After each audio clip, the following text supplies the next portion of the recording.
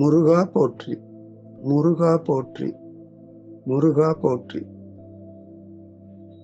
குருவாய் வருவாய் அருள்வாய் குகனே. அன்பு உயிர்களே, நான் யோகி ராஜா கிருஷ்ணமூர்த்தி பேசுறேன். இப்போ நாம எல்லாருக்கும் சொல்ற ஒரே ஒரு மந்திரம் ஆவுயும் ஓம்.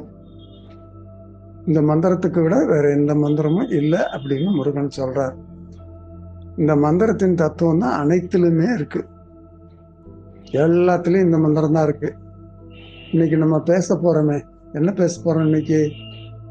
இன்னைக்கு வந்து புழுத்துளை, ஓமுகோல், பிளாக் ஹோல் கருந்துளை, ஒயிட் ஹோல் வெண்துளை, இது பத்தியும் பிரபஞ்ச பயணத்தை பத்தியும் பேச போறோம்.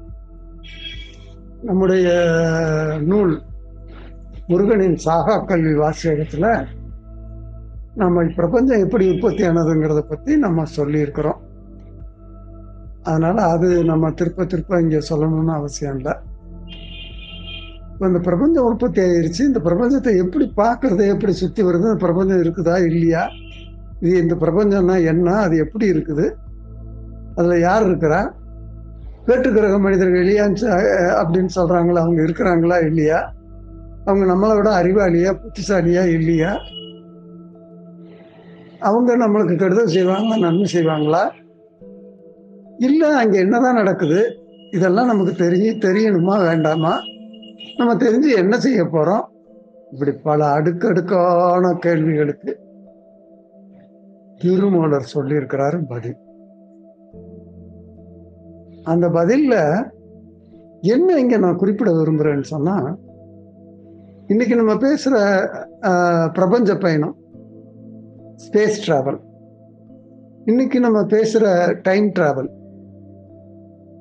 இன்னைக்கு நம்ம பேசுற பிளாக் ஹோல் ஒயிட் ஹோல், இது எல்லாத்தையுமே அன்னைக்கு அவங்க வந்து செய்து இன்னைக்கு பூரா அது தியரியில இருக்கு. தியரியில தான் இருக்கு, இன்னும் பிராக்டிக்கலா வரல. அவங்க எல்லாத்தையும் பிராக்டிக்கலா செஞ்சு பார்த்து முடிச்சு நமக்கு சொல்லி வச்சுட்டு போயிருக்கிறாங்க. ஆனா அது இப்ப நம்ம இன்னைக்கு செய்ய முடியுமா? கட்டாயம் செய்ய முடியும். ஆனா ஒரு பெரிய முயற்சி வேணும். அதுக்கு பெரிய என்ன சொல்றது, ஆராய்ச்சி கூடம், ரொம்ப பெரிய ஆராய்ச்சி கூடம் வேணும். அந்த ஆராய்ச்சி கூடத்துல நிறைய பேர்களுடைய உதவியோட நம்ம அதை செய்ய. இப்ப எப்படி ஒரு ராக்கெட் வர்றதுக்கு எத்தனை பேர் வேலை பார்க்குறாங்க, அந்த மாதிரி நம்ம அதுக்கான ஒரு முயற்சியை பண்ணினால் நம்ம அந்த காலத்துல செய்த அதையே இன்றைக்கும் செய்ய முடியும். அதை பத்தி நம்ம ஒண்ணா பார்க்கலாம். இது ஏன் இதை நான் பேசுறேன்னு சொன்னா, இது நம்முடைய தொழில்நுட்பம்யா. இதுக்கு வந்து நம்ம என்ன சொல்றது, நாம் சொன்ன மாதிரி இதுக்கு ரைட்டு, இன்டலெக்சுவல் ரைட் நம்ம கேட்டு வாங்கணும்யா. அதுதான். ஆனா யார் கேட்க போறாங்க, யார் செய்ய போறாங்கன்னு எனக்கு தெரியல. இது வரைக்கும் நான் நிறைய பேசி ஓஞ்சி போயிட்டேன். அதனால அது அந்த இன்டலெக்சுவல் ரைட் வந்து நான் அடிக்கடி சொல்லிக்கிட்டே தான் இருக்கிறேன். அது வந்து எப்போ நடக்குதோ தெரியல. சித்தர்களுக்கு சித்தர்களுக்கு விருப்பம் இல்லைன்னு நினைக்கிறேன். அதனால தான் அவங்க வந்து இதை அப்படியே விட்டுட்டாங்க. ஸோ அவங்களுக்கு விருப்பம் இல்லாத நான் செய்ய முடியாது. சரி, இப்போ நம்ம இந்த பிரபஞ்ச பயணமும் அதுக்கான தொழில்நுட்பங்களும் எப்படிங்கிறத வந்து பார்க்கலாம். சரிதானா? அவர் வந்துட்டு இந்த நூல்ல என்னென்னவெல்லாம் சொல்லி இருக்குது அப்படிங்கறது வந்து இப்போ வந்து லிஸ்ட் போடுறாரு. அதாவது திருமூலர் வந்து சொன்ன அறிவியல் என்ன அப்படிங்கிறதுக்கு வந்து லிஸ்ட் போடுறாரு. பேசாத நூலிலே பிறந்த முறை சொல்வாய், அந்த நூல்ல என்னென்னவெல்லாம் சொல்லியிருக்கான்னு சொல்லியா அப்படின்னு கேக்குறாங்க. வாசாமல் சாரணை, மருவிய கட்டினம், அப்படி இந்த சாரணை கொடுக்கறது, குளிகைக்கு சாரணை கொடுக்கறது எப்படி, அதை வந்து இந்த சத்துக்களை எல்லாம் எப்படி அந்த குளிகைக்கு ஏத்துறதுங்கிற அந்த சாரணை முறை பூரா சொல்லியிருக்கேன். கட்டினம், அதாவது கட்டினம்னு இந்த இடத்துல வந்து வேதையில கட்டினங்கிறது என்னன்னா, ஒரு இப்போ வந்து உதாரணமா வச்சுக்கோங்களேன், பாதரசம் வந்து ஓடும். அந்த பாதரசம் கட்டுனா அது வந்து ஒரு மணி ஆயிரும். அதாவது திரவமா இருக்கிறது வந்து திடப்பொருளா மாறிடும். அதனுடைய அணுத்தன்மையை மாத்துறது, அது பேர் தான் கட்டினம். அப்படி கட்டிட்ட பிறகுதான் அதை வந்து நம்ம வந்து பஸ்பமாவோ அல்லது செந்தூரமாவோ அதை பண்ணையில அதனுடைய அணுத்தன்மை வெளிப்படும். அது பேர் தான் கட்டினம்னு பேரு. நேசா குடோரி நிலைக்கும் திராவகம். குடோரிங்கிறது ஒரு வகையான ஒரு ப்ரிப்பரேஷனு, அப்புறம் திராவகங்கள்ங்கிறது ஒரு வகையான ப்ரிப்பரேஷனு. மாசா பரிகுரு, மாசு இல்லாத பரிகுரு, தங்க குரு செய்யறது. வகண்ட செந்தூரமே, அந்த தங்க குரு செஞ்ச பிறகு அதுல இருந்து வகண்ட செந்தூரம், அதுல இருந்து செந்தூரங்கள் செய்யக்கூடிய முறைகள். அகண்ட களங்கம்ங்கிறது ஒரு வகையான ப்ரிப்பரேஷன்ஸ். அடவாம் சலனங்கள், நிகண்டான சத்துகள், நேர்பல செம்புகள், பகண்ட குளிகைகள், பார்க்கில் ஜெயநீரும் தகண்ட திராவகம் தான் இனி கூட்டமே. என்ன நான் சொல்றாருன்னு கேட்டா, அந்த களங்கம் செய்யறது, கலங்கு செய்யறது எப்படின்னு சொல்றாரு, சலனங்கள் செய்யறது எப்படின்னு சொல்றாரு, சத்துகள் எடுக்கிறது, நம்ம பேசியிருக்கோம், சத்துகள் எடுக்கிறது எப்படின்னு சொல்றாரு, நேர்பல செம்புகள், அதாவது செம்பை பல வகையில சுத்தப்படுத்தினா தான் அந்த தங்க குறை செய்ய முடியும். அந்த பல வகையில செம்பை சுத்தப்படுத்தி செம்புல இருந்து தங்கத்தை உருவாக்கணும்னு சொல்றாரு. அந்த மாதிரி உருவாக்கின தங்கத்துலதான் 1008 மாத்து இருக்குன்னு சொல்றாரு. அந்த மாத்துல இருந்து நம்ம செய்யக்கூடியதான் அந்த தங்க குரு. நம்ம செய்யற இந்த தங்கத்துல இருந்து செய்ய முடியாதுன்னு சொல்றாரு. பகண்ட குளிகைகள் பார்க்கில் ஜெயநீரும், பல குளிகைகள் பல வகை இருக்கு, 18 குளிகைகள் இருக்கு. அந்த அத்தனை குளிகை எப்படி செய்யறதுன்னு சொல்றாரு. அந்த ஜெயநீர், அதை எப்படி வந்து அந்த குளிகை செய்வதற்கு பயன்படுத்தக்கூடிய ஜெயநீர் எப்படி பண்றதுன்னு சொல்றாரு. திராவகம் சொல்றாரு. இவ்வளவையும் அந்த நூல்ல சொல்லியிருக்கேன்னு சொல்றாரு. கூட்டமா மூலி குறையா ஆயுதங்களையும் மூலிகை வகை எல்லாத்தையும் சொல்லியிருக்கிறேன்றாரு. நீட்டிய வச நிலைய 17 மாட்டியே சொன்னேனே 1000 நான் பாட்டிய லட்சமும் பாங்காய் புளிந்தொன்னேன். சிவன் 16 தான் சொன்னாரு, நான் 17 பாகம் சொல்லியிருக்கேங்கிறார் திருமூலர். ஆக மூலிகைகள் நிறைய சொல்லியிருக்கிறேன். ஆக என்னன்னா சொல்லியிருக்கிறேன் அந்த நூல்ல அப்படிங்கிறத வந்து இவர் வந்து யாரு, திருமூலர் சொல்றாரு. இதை கேட்குறாங்க, ஐயா நீ என்ன, நீ இப்படியா இதெல்லாம் இப்படியா பண்ற அப்படின்னுட்டு அவங்க கேட்குறாங்க. அதுக்கு அவர் என்ன சொல்றாருங்கிறத பார்ப்போம். திருமூலர் கருப்படை வைத்தியங்கிறது வந்து நூல். இந்த நூல்ல 600 பாடல்கள் இருக்கு. அதுல 353வது பாடல்ல இருந்து இந்த பிரபஞ்ச பயணத்தை பத்தி ரொம்ப விரிவா, பிரபஞ்சத்தை பத்தி எப்படி அதை செய்தார் அப்படிங்கிறதையும் ரொம்ப அருமையா சொல்லியிருக்காரு. ஆனா அதுல இருக்கிற ஒவ்வொரு வார்த்தையும் ரொம்ப பெருசு. அதை நம்ம பார்க்கலாம். அந்த ஆழம் வந்து, அந்த தொழில்நுட்பம், அந்த ஆழம், அதனுடைய தத்துவங்கள் வந்து ரொம்ப பெருசு. அந்த 353வது பாடல், முதல் பாடல்ல பிரபஞ்ச பயணத்தை எப்படி தொடங்குறாருங்கிறத வந்து சொல்றார். அண்டம் இருந்த அடவு சொன்னார் நந்தி. இங்க நந்திங்கிறது வந்து அவர் அடிக்கடி பல இடங்கள்ல சொல்றார். நந்திங்கிறது அவருடைய குருவா சொல்றார். இங்க அவர் வந்து அந்த அண்டம் எப்படி இருக்குதுன்னு சொன்னார் என் நந்தி எனக்கு. அதான் முதல்ல வந்து அந்த கான்ஃபிகரேஷன்ஸ், இந்த யூனிவர்ஸ் எப்படி இருக்குது அப்படிங்கிறதெல்லாம் அந்த அறிவை வந்து போட்டுறாரு. அந்த அறிவை தெரிஞ்சுக்கிறணும், அது எப்படி இருக்கு அப்படிங்கிறது வந்து அந்த அறிவை வந்து சொல்லி கொடுக்குறாரு. அப்ப அதுவே ரொம்ப பெருசு. இந்த பிரபஞ்சம் எப்படி இருக்கு அப்படின்னு சொன்னா, தண்டியது 5 தனித்த அடுக்காக. இந்த பிரபஞ்சம் எப்படி இருக்கு, 5 அடுக்கா இருக்கு. இது இன்னைக்கு இருக்கிற விஞ்ஞானம் வந்து ஏத்துக்குது. அதுதான் அது வந்து ஸ்ட்ரிங் தியரி அப்படின்னு சொல்றாங்க. அதை பத்தி பார்ப்போம். முதல்ல இப்ப இவரு இந்த இதை பார்த்துக்குவோம், அப்புறம் அதை பத்தி பார்ப்போம். தண்டியது 5 தனித்த அடுக்காக அப்படின்னு சொல்றாரு. ஆகா ஆகா 5 அடுக்கா இருக்கு, தனித்த அடுக்கா, ஒண்ணு தனித்தனியா இருக்கு. ஒண்ணுக்கு ஒண்ணு அப்போது தொடர்பு இருக்கு. அதுதான் ஸ்ட்ரிங் தியரி. ஆக ஒரு பிரபஞ்சத்துல இருந்து இன்னொரு பிரபஞ்சத்துக்கு போக முடியும். 5 பிரபஞ்சம் இருக்கு. இப்ப நம்ம இருக்கிறது ஒரு பிரபஞ்சம். இந்த பிரபஞ்சத்துல இருந்து இன்னொரு பிரபஞ்சத்துக்கு போகணும், அங்க இருந்து இன்னொரு பிரபஞ்சத்துக்கு போகணும், அங்க இருந்து இன்னொரு, இப்படி 5 பிரபஞ்சங்களுக்கு பயணம் பண்றதுதான் இந்த கவனம் பாய்தல். இப்ப எவ்வளவு பெரிய காரியம் தெரியுதாயா? ஒண்டி இருந்து ஓடி நுழை என்றார். இப்போ அவர் அப்படியே என்ன சொல்ற, தன்னை ஒடுக்கிக்கிறணும், ஒடுக்கி ஓடி நுழையணும். ஸ்பீடு, பயங்கர ஸ்பீடு. இது பத்தியாலும் இந்த ஸ்பீடு இதெல்லாம் பத்தி நான் சொல்றேன். எப்படி இன்னைக்கு இந்த பிளாக் ஹோல் அதை பத்தி எல்லாம் வருது. இந்த இந்த ஸ்பீடு, இந்த தத்துவத்தை பத்தி பேசுவோம், விரிவா பேசுவோம். இந்த ஒரு பாடலை நல்ல ஒரு பாடல் எல்லாமே விரிவா பேசலாம்.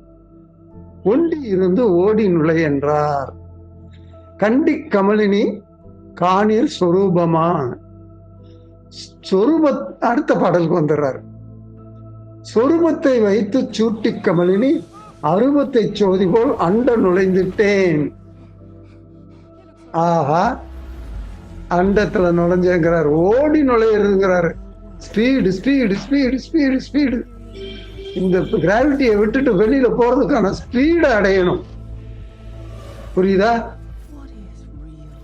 அப்ப அது எப்ப முடியும் அப்படின்னு சொல்றாருன்னா, அதுக்கு என்ன தொழில்நுட்பத்தை பயன்படுத்துறார்? அவர் என்ன சொல்றாரு?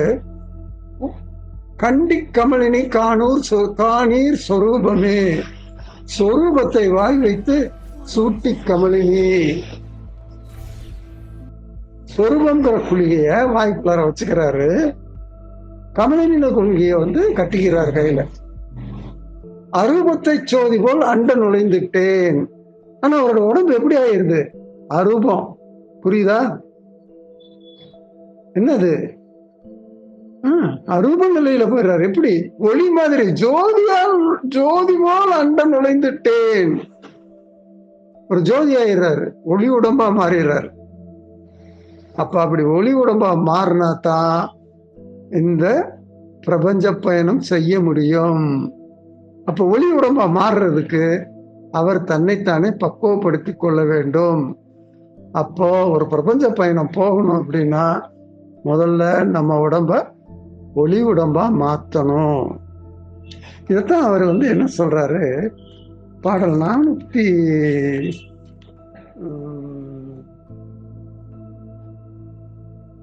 என்ன சொல்றாரு, பாடல் 406 சொல்றாரு. என்ன சொல்றாரு? இந்த பிரபஞ்சம் 5 அடுக்கா இருக்கு. அந்த 5 அடுக்குல மொத்தம் இருக்கிறது 1008 அண்டம் இருக்கு. இந்த 1008 அண்டத்தையும் அவர் சுத்தி வந்தேன்னு சொல்றாரு. நுழைந்தேன் அதுக்கெல்லாம் நுகர்ந்து 1008 அலைந்தேன் திரிந்த பின் ஆசையும் வர்ச்சித்தேன் நுழைந்தேன் சகலமும் ஓடினேன் ஆடினேன் தலைந்தே சமாதி தானானேன் நந்தியே. என்ன சொல்றாரு இங்க? அப்படி அவர் நுழைஞ்சாரு. எது? 108 அண்டங்களை பார்த்தாரு. அப்போ இந்த பிரபஞ்சம் 5 மடக்கா இருக்கு. அந்த 5 மடக்குல 1008 அண்டங்கள் இருக்கு. அண்டங்கள்ங்கிறது நம்மள மாதிரி கேலக்சி. இப்ப நம்ம பால்வெளின்னு சொல்ற மாதிரியான ஒரு கேலக்சி. இந்த மாதிரி 1008 கேலக்சி இருக்குதுன்னு அவர் சொல்றாரு. ஆக நுழைந்தேன் சகலமும், எல்லாத்திலும் நுழைஞ்சு பார்த்துட்டேன். ஓடினேன் ஆடினேன் எல்லாம் பண்ணாரு. தழைத்தே சமாதியில் தானானேன் நந்தியே. எல்லாம் பார்த்து முடிச்சுட்டு என்னடா பயன்னா அவர் சமாதி நிலைக்கு போயிடுறாரு. சமாதி நிலைக்கு போய் என்ன சொல்றாரு அவரு? தானானேன் நந்தியே, நான் நந்தியானேன், நான் இறைநிலை அடைந்தேன் அப்படின்னு சொல்றாரு. தானே அவனாக தான் அவன் நானாக ஊனனர் கோட்டம் உறுதி முத்தப்பண்ணு. நீ என் போல போகணும் அப்படின்னா நீயும் தானே அவனாக நீ இறைநிலை அடையணும். அந்த இறைநிலை அடைந்தால்தான் தானவனாதல். இதைத்தான் நம்ம சொல்லிக்கிட்டு இருக்கோம். இறையருள் பெருக தானவனாகுக. அந்த இறைநிலை அடைஞ்சால்தான் உன்னால கவனம் பாய முடியும். அப்படி கவனம் பாயணும் அப்படின்னு சொன்னா உன் தேகத்தோட இருக்கக்கூடிய எல்லா குற்றங்களையும் போக்கி நீ ஒளி உடம்பு பெறணும். அதுக்கு அது அவர் சொல்றாரு பாடல் 410 கவனம் எடுக்கும் களிம்பெறும் முன்தேகம். ஆக நம்ம உடம்ப ஒளி உடம்பா மாத்தினா மட்டும்தான் கவனம் எடுக்கும். கவனம் என்னது? பிரபஞ்ச பயணம். அதை பத்தி இன்னும் நம்ம விரிவா பேசுவோம். இன்றைய விஞ்ஞானத்தை பத்தி பேசுவோம். கவனம் எடுக்கும் களிம்பெறும் முன்தேகம். அப்பதான் உன் தேகத்தை முதல்ல நீ தயார் பண்ணிக்கிறணும். ஆக இதுல முதல்ல இந்த தொழில்நுட்பத்துல 2 இருக்கு. ஒண்ணு உடம்ப ஒளி உடம்பா ஆக்கிக்கிறணும். நம்முடைய உடம்புல இருக்கக்கூடிய எல்லா மாசுகளையும் நீக்கி அதை காய சித்தி பண்ணி அதுக்கப்புறமேட்டு அதை அணுவா பிரிக்கக்கூடிய ஒளி உடம்பாக்கணும். அப்பதான் கவனம் எடுக்கும். இல்லைன்னா கவனம் எடுக்காது. சும்மா அந்த வித்தை காமிக்கிற வேலையெல்லாம் ஆகாது. ஆக இது ஒரு பக்கம் தன்னைத்தானே தயார்படுத்திக் கொள்ளுதல். அடுத்தது அதுக்கான தொழில்நுட்பம் கமலினி குளிகை, சொரூப குளிகை, 2 குளிகை வேணும். அதுக்கு அடுத்த தொழில்நுட்பம் என்னது அப்படின்னு சொன்னா இந்த பிரபஞ்சத்தை பற்றிய அறிவு. இந்த பிரபஞ்சம் எப்படி இருக்கு தெரிஞ்சுக்கிட்டா தானே, மேப் தெரிஞ்சதான் நம்ம உள்ளார எப்படி போக முடியும், எப்படி வர முடியும்னு தெரியும். ஆக இந்த பிரபஞ்சங்கிறது 5 அடுக்கு தனித்தனியா இருக்கிற 5 அடுக்கு இருக்கு. ஒன்னை ஒண்ணு சார்ந்து இணைக்கக்கூடியதா இருக்குது. இந்த இணைக்கக்கூடிய இந்த 5 அடுக்குகள்ல 1008 அண்டங்கள் இருக்குது. ஆனா இந்த 1000 அண்டத்தை சுத்தி எல்லாம் பண்ணி என்ன கடைசியா நான் சமாதியில இருந்து தானவனானேன். அந்த தானவனானேன் நிலையில எல்லாருக்கும் அருள் பாலிக்கிறார் திருமூலர். இதுதான் ஆரம்பம், இன்ட்ரோடக்ஷன். சரி, இந்த இன்ட்ரோடக்ஷன்ல இப்போ நம்ம இன்றைய விஞ்ஞானப்படி என்னங்கிறத இதை பார்ப்போம். சரிதானா? என்னடா இது கருந்துளைங்கிறாரு, இங்க எங்கடா கருந்துளை வந்துச்சு, இங்க எங்கடா என்ன வந்துச்சு, இங்க என்னடா வெண்துளைங்க அது எங்கடா வந்துச்சு, இதெல்லாம் நம்ம இப்போ ஒண்ணா பார்ப்போம். சரிதானா? நம்முடைய உடம்பா ஒளி உடம்பா ஆக்குறது எப்படிங்கிறத பத்தி நான் நிறைய சொல்லியிருக்கேன். முதல்ல அடிப்படை வாசியோகம், அதுல மூலிகை கல்பம் சாப்பிடணும். அப்புறம் மேல்நிலை வாசியோகம், அதுல மூலிகை கல்பம் சாப்பிடணும். அதுக்கு பிறகு சிவயோகம், சிவயோகத்துல சிவகல்பம் சாப்பிடணும். 12 ஆண்டு முடிஞ்ச பிறகு மௌன யோகம், மௌன யோகத்துல நம்ம ஒளி உடம்பாக முடியும். இவ்வளவும் கடந்தா தான் நாம பிரபஞ்ச பயணத்துக்கு தகுதி ஆகிறோம். இதே மாதிரிதான் இன்னைக்கு இருக்கிற அஸ்ட்ரோநாட்ஸுக்கு இது மாதிரி இல்லை. இன்னைக்கு இருக்கிற அஸ்ட்ரோநாட்ஸுக்கு நிறைய ட்ரைனிங் கொடுக்குறாங்க, செலக்ட் பண்றாங்க, ட்ரைனிங் கொடுக்குறாங்க. சரிதானா? அவங்கள பக்குவப்படுத்துறாங்க, எல்லாம் பண்றாங்க, ஆண்டு கணக்கா ட்ரைனிங் கொடுக்குறாங்க. இப்போ நாம அந்த குளிகைங்கிறது என்ன, அதுக்கு இன்னைக்கு இருக்கிற தொழில்நுட்பம் என்ன அப்படிங்கிறத பார்க்கலாம். இப்போ அந்த குளிகையை பத்தி இவர் அகத்தியர் சொல்றாரு. இவரும் நிறைய சொல்லியிருக்காரு குளிகை பத்தி. திருமலர் சொல்லியிருக்காரு, தேரையர் எல்லா சித்தர்களும் சொல்லியிருக்காங்க. கவனம் வாய்ந்த சித்தர்கள் எல்லாரும் சொல்லுவாங்க. ரோமரிசி சொல்லியிருக்காரு. எல்லாம் கவனம் வாய்ந்தவங்க கூட சொல்லுவாங்க. இந்த குளிகையினுடைய தன்மை எப்படின்னு கேட்டாயா, முதல்ல குளிகை செய்யறது அப்படிங்கிறது நிறைய சொல்லியிருக்காங்க. இப்போ ஏதாவது குளிகை பண்றேன், ரசம் பண்ணி பண்றேன், புண்ணாக்கு பண்றேன் எல்லாம் சேர்த்து நம்ம சொல்லிட்டு இருக்கிறாங்க. இந்த புண்ணாக்குகளை நம்ம பேச முடியாது, அது வேற. பாரப்பா சொல்லுகிறேன் இன்னும் கேளு, வாழை ரசம் ஓட்டில் விட்டு அடுப்பில் வைத்து நேரப்பா ஒரு மரத்தின் கொம்பால் தீதான் நிச்சயமா போட்டுமே கடிகை வைத்து பாரப்பா திராவகம் நான் சுருப்பியத்தை பகிர்கிறேன் நன்றாக கட்டி போகும். ரசம், வாழை ரசம் கட்டி போகுங்கிறான். இங்க ரசம்ங்கிறது சாதாரண ரசம் அல்ல, வாழை ரசம். அந்த வாழை ரசம் செய்யறதுங்கிறது ஒரு பெரிய ப்ராசஸ். அதே மாதிரி திராவகத்தை சுருக்கு கொடுக்கறது அப்படின்னு ரொம்ப எளிமையா சொல்லிட்டு அந்த திராவகங்கள் செய்யறதை பத்தி ஒரு பெரிய ப்ராசஸ், ரொம்ப பெரிய ப்ராசஸ். அந்த ப்ராசஸ் படி செஞ்சாதான் அது குளிகை. இந்த குளிகையினுடைய தன்மை எப்படின்னு கேட்டா, இந்த குளிகையில வந்து நவரசங்கள், சாரி நவலோகம், நவரத்னம், 64 பாசானம், 120 உபரசங்கள், இவை அனைத்தையும் சத்து எடுக்கணும். சத்து எடுக்கிறதுங்கிற அதனுடைய எக்ஸ்ட்ராக்ட், அதனுடைய சத்த மாத்திரம் தான் எடுக்கணும். அப்படி அதனுடைய சத்த மாத்திரம் எடுத்து இந்த குளிகையில கொடுத்தோன்னா அது அவ்வளவையும் சாப்பிடும். உதாரணமா தங்க சத்தை எடுத்து கொடுத்தா அது சாப்பிட்ரும், அது உள்ளுக்குள்ளார உறிஞ்சிடும். ஆனா இவ்வளவு உறிஞ்சிட்டு அதனுடைய எடை மாறாது. புரியுதா? அதனுடைய எடை மாறாது. அது எப்படி எடை மாறாம இருக்கும்? அப்போ it is beyond the ordinary our mechanics. இந்த ஆர்டினரி மெக்கானிக்ஸை தாண்டி என்ன இருக்கு? Quantum theory. ஆக எடை மாறாம ஒரு பொருள் இருக்குதுன்னா தட் இஸ், இப்ப அதை நம்ம என்ன சொல்றோம்? குவாண்டம் தியரிங்கிறது என்ன சொல்லுது? ஒரு பார்ட்டிகிள், அதுக்கு வெயிட்டே இருக்காது. அப்போ இந்த சத்துங்கிறது என்னது? குவாண்டமா மாத்துறது. ஒவ்வொன்னையும் குவாண்டமா மாத்தி அந்த குவாண்டத்தை நம்ம கொடுத்தோம்னு சொன்னா அது வந்து எடை மாறாது. ஆனா நம்ம ஒரு இதெல்லாம் சேர்ந்து ஒரு 5 கிலோ 6 கிலோ கொடுத்தாலும் கூட அந்த எடை மாறாம அது எல்லாமே குவாண்டமா மாறி இருக்கும். புரியுதா? எவ்வளவு பெரிய சயின்ஸ் இது. அப்படி அது இருக்கல என்ன நடக்குங்கிறத சொல்லுவோம். இப்போ அதாவது இதுல என்னன்னு கேட்டா, நம்ம கவனம் பாய்தல்ல வந்து 2 காரியம் இருக்கு. ஒண்ணு வந்து இந்த கிராவிட்டியை வித்துட்டு வெளியே போகணும், அந்த அளவுக்கு ஸ்பீடு வேணும். அந்த அளவுக்கு ஸ்பீடு தரக்கூடியது எது? இந்த குளிகைகள். அந்த குளிகை எப்படி என்ன செய்யுது அப்படிங்கறத வந்து திருமலை இது அகத்தியம் சொல்றான், எல்லாரும் சொல்றாங்க, அகத்தியம் சொல்றான்.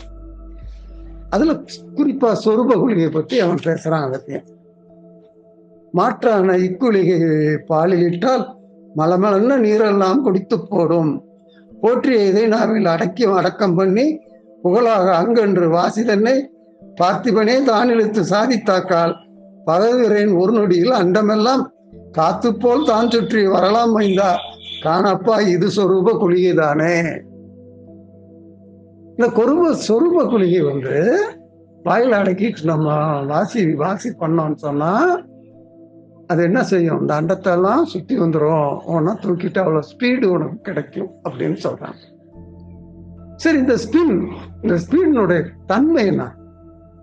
இப்ப கிராவிட்டிங்கிறது அது 32 feet per second square,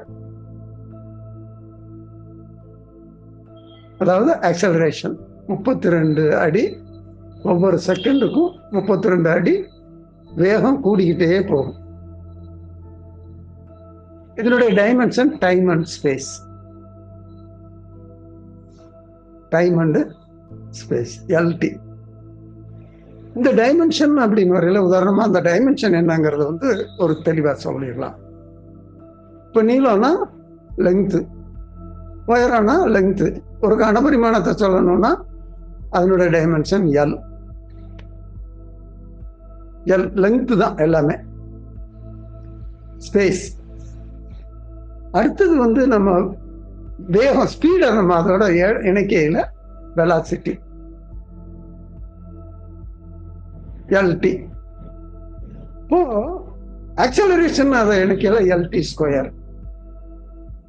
கிராவிட்டிங்கிறது LT square, வெலாசிட்டிங்கிறது எல்டி. இப்படி இந்த டைமென்ஷனை கூட்டிக்கிட்டே போகையில ஒவ்வொரு இதுல கூட்டிட்டு போகையில கருந்துளை வரையில 10 டைமென்ஷன் இருக்கு. சரி, அப்ப கருந்துளைனா இல்லையா? சும்மா கதையே விட்டுக்கிட்டு இருந்தா இல்லையா? அது கொஞ்சம் ஷார்ப்பா தெரியல மாதிரி தெளிவா சொல்லுங்களேன்.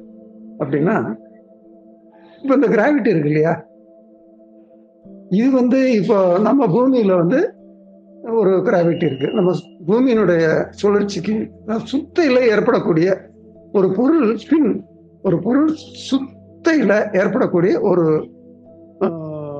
ஒரு எனர்ஜி அல்லது ஒரு என்ன சொல்றது, ஒரு ஃபோர்ஸ், ஒரு ஃபோர்ஸ்னு கூட நம்ம சொல்லலாம். அது வந்து கிராவிட்டி.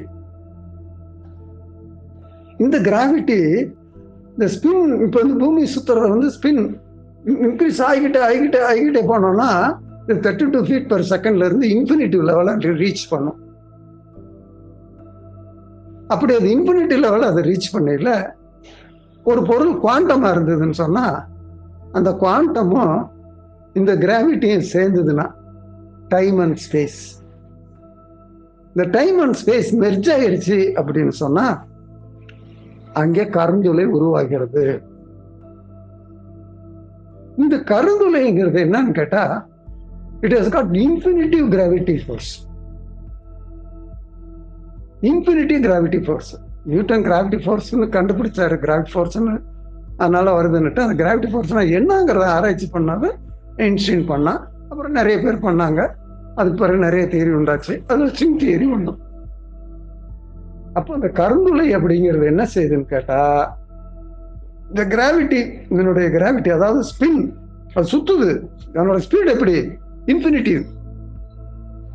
நீ இதுக்கு கால்குலேஷன் போட்டுக்கிட்டே இருக்கணும், சைபர் சைபர் சைபர் சைபர் சைபர் சைபர் சைபர் போட்டுக்கிட்டே இருக்கணும். அந்த ஸ்பீட்ல போகையில இன்ஃபினிட்டி கிராவிட்டி உருவாகுது. அந்த இன்ஃபினிட்டி கிராவிட்டியில இதுக்கு உள்ளார நுழையிற எல்லாமே அணுக்களா பிரிக்கப்பட்டிருக்கு. புரிஞ்சுதா? இது பிளாக் ஹோல். ஆனா அணுக்களா பிரிக்கப்பட்டா அது எப்படி இருக்குன்னு சொல்றேன்னா, இன்ஃபர்மேஷன். இன்ஃபர்மேஷன் என்னது? இங்க பதிவா இருக்கு. அதனுடைய மாஸ் எல்லாம் போயிடும். இங்க மாஸ் இல்லை, மாசுக்கு வேலை இல்லை. குவாண்டத்துல பேசணும் இல்லையா, மாஸ்லெஸ் பார்ட்டிகிள்ஸ். அப்படி மாஸ்லெஸ் பார்ட்டிகிள்ஸா இன்ஃபர்மேஷனா இருக்கும். இப்போ ஒரு மனுஷன் உள்ளுக்குள்ள, ஒரு சாலிடா ஒரு மனுஷன் உள்ளுக்குள்ள இருந்தாங்கன்னா இன்ஃபர்மேஷனா மாற்றப்பட்டுவோம். புரியுதா? இந்த இன்ஃபர்மேஷன்ங்கிறது என்னன்னு ஒரு சின்ன ஒரு எக்ஸ்பிளனேஷன் சொல்றேன். இப்போ வந்து டெலிவிஷன் இருக்கு, அதை எங்கேயோ ப்ராட்காஸ்ட் பண்றான், போட்டோ பிடிக்கிறான், அதை ப்ராட்காஸ்ட் பண்றான். அது என்ன ஆகுது? அங்கேயும் எங்கேயோ ஒரு இடத்துல இருக்கிற ஒரு சாலிடா இருக்குது. அதை வந்து இன்ஃபர்மேஷனா, அதாவது அதை வந்து எலக்ட்ரோ மேக்னெட்டிக் பார்ட்டிகிள் சிக்னல்ஸா இன்ஃபர்மேஷனை கன்வெர்ட் பண்றான். அதான் இன்ஃபர்மேஷன். புரியுதா? அப்போ கன்வெர்ட் பண்ணி இது நம்ம வந்து இங்கே வரையில இங்கே ரிசீவர் வந்து அதை ரிசீவ் பண்ணி வெளியில தள்ளுது. அது திருப்பியும் அந்த இமேஜை வந்து நமக்கு கொடுக்குது. இதுதாயா கருந்துளை வெண்துளையினுடைய கான்செப்ட். இப்போ இந்த கருந்துளைங்கிறது என்ன பண்ணுது? எந்த பொருள் அதுக்குள்ளார போனாலும் அதை வந்து பிரிச்சு, அணுவா பிரிச்சு பார்ட்டிகிள்ஸ் ஆக்கி அந்த பார்ட்டிகிள்ஸை வந்து இன்ஃபர்மேஷனா ஸ்டோர் பண்ணிடுது. இதுதான் கருந்துளை. இந்த கருந்துளையோட கெப்பாசிட்டி எப்படி வருது, எப்படி வந்தது அப்படின்னு பார்த்தோம் சொன்னா, இந்த பிரபஞ்சம் உற்பத்தி ஆகும்போது, ஓம் என்று பெருவெளிக்குள் பிரபஞ்சம் வந்தப்போ நம்ம என்ன சொன்னோம்? ஆகாரம் என்ற நேர்மறை சக்தி, உகாரம் என்ற அகாரம் என்ற எதிர்மறை சக்தி, உகாரம் என்ற நேர்மறை சக்தியா சக்தி பிளம்பா இருந்ததுன்னு சொல்றான். இவன் என்ன சொல்றான்? ஸ்ட்ரிங்ஸ், சின்ன சின்ன கருந்துளையும் வெண்துளையுமா இருந்துச்சு அப்படின்னு சொல்றான். இந்த வெண்துளைனா என்ன? ஒரு கருந்துளையில இருந்து ஒரு வெண்துளை இருக்கு. வெண்துளைங்கிறது என்னன்னு கேட்டா, இப்படி இன்ஃபர்மேஷனா மாற்றப்பட்ட அந்த சிறு சிறு சிறு சிறு பார்ட்டிகிள்ஸ் இருக்கு இல்லையா, இந்த பார்ட்டிகிள்ஸ் எல்லாம் இந்த வெண்துளைக்குள்ள போச்சுதுன்னா அது ஒரிஜினலா வந்து வெளியில வந்து விழுந்துரும். புரிஞ்சுதா? ஆக அது பேரு வெண்துளை. இந்த கருந்துளை எந்த ஷேப்ல இருக்கு, வெண்துளை எந்த ஷேப்ல இருக்கு, இது ரெண்டையும் இணைக்கக்கூடியது என்ன? இதைத்தான் நம்ம ஆவுயம்னு சொல்றோம். இந்த கருந்துளை அப்படிங்கிறது ஆ, வெண்துளைங்கிறது ஊ, ரெண்டையும் இணைக்கிறது இம்யா. சாரி, கருந்துளைங்கிறதா இம்முங்கிறது வந்து கருந்துளைங்கிறதா இம்முங்கிறது வெண்துளை, இது ரெண்டையும் இணைக்கிறது ஊ. 6, 2, 8. புரியுதா? இந்த ஆவு இங்க எவ்வளவு பெரிய ஒரு விளக்கம் இருக்குன்னுட்டு, எவ்வளவு பெரிய சக்தி இருக்குன்னுட்டு. இதுதான் பெருசு. இப்போ இந்த கருந்துளையும் வெண்துளையும் இணைக்கப்படுறதுதான் ஒரு பிரபஞ்சத்தையும் இன்னொரு பிரபஞ்சத்தையும் இணைக்கக்கூடியது. அது என்னன்னு பார்ப்போம். இறையருள் பெருக, இறையருள் பெருக. ராஜா கிருஷ்ணமூர்த்தி வெப்சைட் சித்தர்யோகம்.com.